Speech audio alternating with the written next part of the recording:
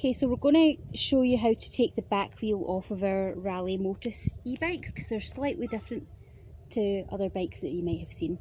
First things first is to get it into gear 1, just to give you as much room for manoeuvre on the chain as possible.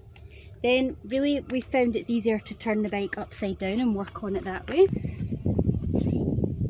So what we're actually going to have to do first is disconnect the gear cable from the hub gears. They're maybe a little bit different to another bike that you'll have seen, and you just need to disconnect that cable to be able to remove the wheel.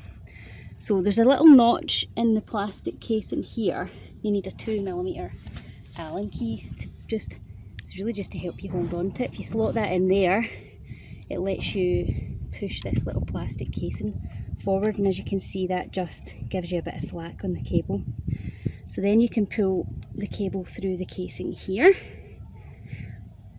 or you can try to. There we go, and that slots out. Again, that's just got you lots more slack.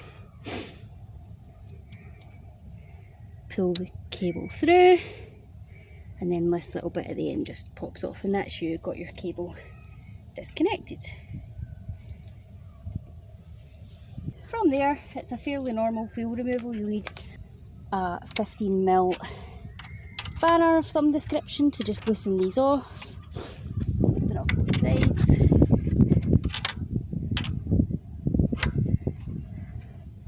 Get it enough that you can do it by hand.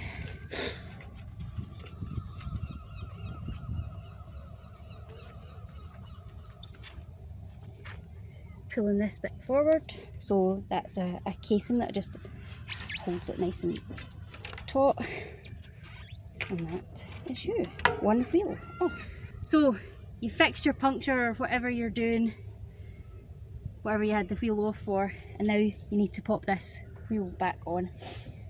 So this is a disc brake on this bike, so it's important that the rotor goes into the space in between the disc pads in there. You're also going to have to make sure that your chain slots back on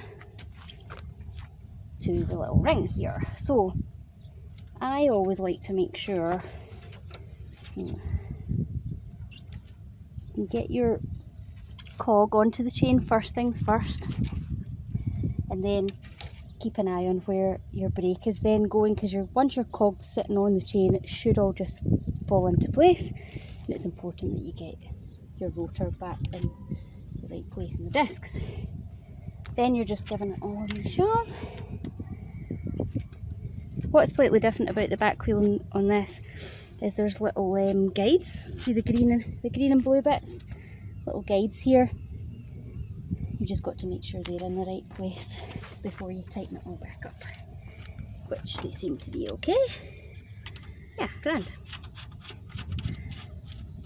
Tighten them up just hand tight just now,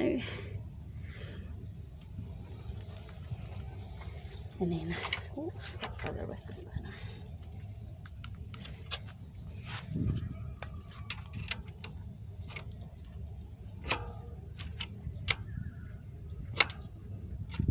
Okay, now you've got to reconnect that cable back up.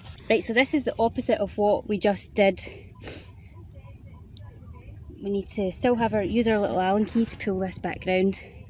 You're putting this little thing back in place first, making sure that the wire is inside all the little guide parts of the casing there, and then popping it back through here. You've got to make sure that that just slots back in there nicely, and when you let this go, it should tighten up. Okay.